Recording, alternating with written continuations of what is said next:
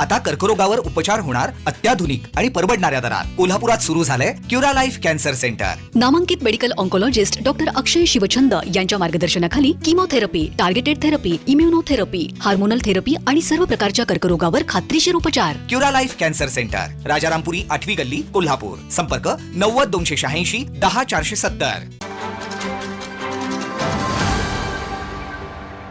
कसं आहे, कोणतंही पुस्तक ज्यावेळेला प्रकाशित करायचं असतं त्यावेळेला आता समजा संविधान आहे, आता संविधान मार्केटमध्ये 106व्या अमेंडमेंट पर्यंत सुधारित आवृत्ती आहे आणि जरी तसा प्रयत्न करायचा असेल तर ती सुधारित आवृत्तीच छापायला लागते।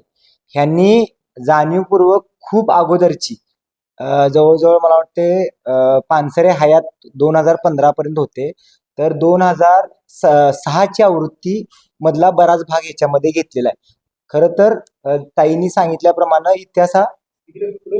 इतिहास हा प्रवाही असतोय आणि पानसरेंनी जे नव्यानं संशोधन होत गेलं ते सगळं त्याच्यामध्ये ऍड केल्याने जुन्या ज्या सगळ्या आवृत्ती ऑटोमॅटिकच त्या बॅन होतात ज्यावेळेला नवीन काही एडिशन एखादा लेखक करतो। आणि हे जे त्यांनी केलेलं आहे, एवढी मोठी प्रकाशन संस्था आहे तर त्यांना हे माहिती आहे, पण जाणीवपूर्वक त्यांनी अशा पद्धतीच्या करेक्शन ठेवलेले आहेत। उदाहरणार्थ दादोजी कोंडदेव शिवाजी महाराजांचे गुरु होते हा उल्लेख त्यांनी ठेवलेला आहे।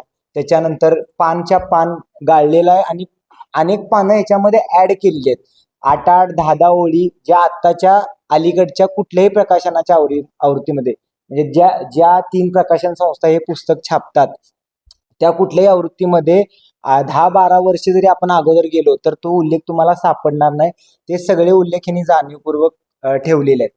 त्याच्यानंतर ह्याच्यामध्ये तो जो महत्वाचा यांचा वीर शिवा काशीदांचा जो प्रसंग आहे, पानसरेंचा आज सुद्धा ते भाषण खूप मोठ्या प्रमाणामध्ये व्हायरल होते, तो जाणीवपूर्वक ह्याच्यामध्ये प्रसंग त्यांनी गाळलेला आहे। आणि अजून एक ह्याच्यामध्ये म्हणजे एक छोटं करेक्शन पण किती वाईट असतं त्याचं एक उदाहरण तुम्हाला मी सांगतो। आता हा एक प्रसंग आहे याच्यामध्ये शिवाजी आणि धर्म नावाचा, तर याच्यामध्ये पानसरेंनी असं लिहिलेलं आहे, शिवाजीने सैनिकांकरता असा सक्त नियम केला होता की सैनिक ज्या ज्या ठिकाणी लूट करण्यास जातील तेथे तेथे त्यांना मशिदीस, कुराण ग्रंथास अथवा कोणत्याही स्त्रीस तोशिशागर त्रास देता कामा नये। जर एखादा कुराणाचा ग्रंथ हाती आला तर त्याबद्दल पूज्यभाव दाखवून तो आपले मुसलमान नोकरांच्या स्वाधीन करीत असे। केव्हाही हिंदू किंवा मुस्लिम स्त्रिया हाती सापडल्यास व त्यांचे रक्षण करण्यास कोणी जवळ नसल्यास त्यांचे नातलग त्यांची सुटका करण्यास येईपर्यंत शिवाजी स्वतः तिची काळजी करीत असे, असा उल्लेख याच्यामध्ये केलाय। मुळात तसा उल्लेख नाहीये, हे तिची काळजी करत असे ह्या जागी पानसरेंनी असं म्हणले की त्यांची काळजी करत असे, म्हणजे अनेकांना उद्देशून त्यांनी म्हटलेलं आहे। मग एवढी मोठी चूक करण्याचं काय कारण आहे? असे अनेक करेक्शन याच्यामध्ये असं वाटते की जाणीवपूर्वक ठेवलेले आहेत। मी हे सगळं ह्याच्यामध्ये बऱ्यापैकी लिहिलेलं आहे, तुम्हाला ते ज्यावेळेला तुम्ही करेक्शन तपासाल त्यावेळेला तुमच्या लक्षात येईल। आता प्रेस कॉन्फरन्स घेण्याचं कारण असं आहे की आम्ही ज्यावेळेला बैठक घेतली त्यावेळेला अशीच चर्चा आमची झाली होती की अगोदर आपण कायदेशीर नोटीस त्यांना पाठवू, पण त्याला एक वेळ लागतो। जवळजवळ आता आम्ही 3-4 दिवस वकिलांच्या संपर्कामध्ये आहे, जवळजवळ ड्राफ्ट आता फायनल होत आलाय, पण आम्हाला लक्षात असं येते की लाखोंच्या संख्येमध्ये त्यांनी कॉपी छापल्यामुळे ते खूप स्पीडनं लोक विकत घेतात आणि लोक ह्याच्यापासून अनभित नाहीत। आणि आम्ही पण आजच आम्हाला परवा हा विषय कळला आणि परवा ह्यासाठी सांगितला नाही की आम्ही अगोदर कायदेशीर नोटीस त्यांना पाठवणार होतो, पण खूप वेळ होईल कायदेशीर नोटीस मला वाटतं 3-4 दिवसामध्ये जाईल।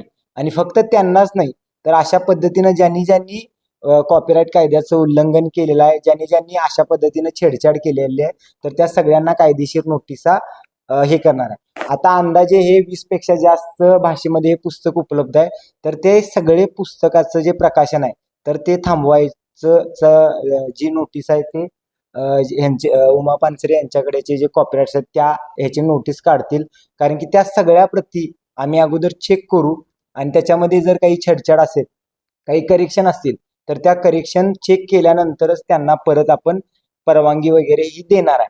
त्याच्यानंतर हे पुस्तक सध्या यूट्यूबवर अवेलेबल आहे, याचं अभिवाचन अवेलेबल आहे, ऑडिओ बुक अवेलेबल आहे, त्याच्यानंतर PDF मोठ्या प्रमाणात शेअर होत आहेत, तर ते PDF हटवण्याची मागणी सुद्धा आम्ही शासनाकडे करणार आहे, कारण की ती यंत्रणा सरकारकडेच असते, कारण की एवढ्या मोठ्या प्रमाणात व्हायरल झालेल्या PDF आम्ही काही नष्ट करू शकत नाही, तर ती मागणी सुद्धा आपण सरकारकडे करणार आहे। आणि जे किंडल असेल, Amazon असेल, तिथे ह्याच्या ऑडिओ बुक ज्या अवेलेबल असतील आणि त्यामध्ये जर करेक्शन असेल तर त्यांना सुद्धा कायदेशीर नोटिसा जातील.